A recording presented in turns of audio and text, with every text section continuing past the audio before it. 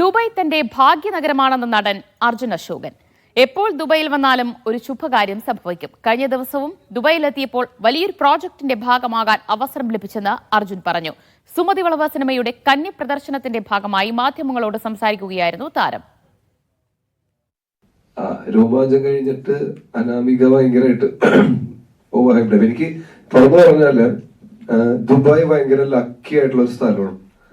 ഞാൻ കുറച്ച് പടങ്ങളൊക്കെ ഇങ്ങനെ ബ്രേക്ക് ചെയ്ത് മെന്റലി നല്ല സിറ്റുവേഷനിലല്ല ആ സമയത്ത് ഫാമിലി ആയിട്ട് ഒരു ബ്രേക്ക് ഇങ്ങനെ വന്നപ്പോ തന്നെ പെട്ടെന്ന് ഒരു കോള്, എടാ നാട്ടിലേക്ക് വരുമ്പോ ഒരു പടം ചെയ്യാൻ. ഇപ്പൊ ഏതാണെന്ന് വെച്ചപ്പോ രോമാഞ്ചം ഒരു പെട്ടെന്ന് ഡേറ്റ് ക്ലാഷ് വന്നപ്പോ ആർട്ടിസ്റ്റിലെ നീ വന്നൊരു സോബി കുളിച്ചപ്പോ ഓടിപ്പോയി ചെയ്ത് അത് ലൈഫിൽ ഏറ്റവും മേജർ റിട്ടേൺ ബാക്ക് ആയിരുന്നു.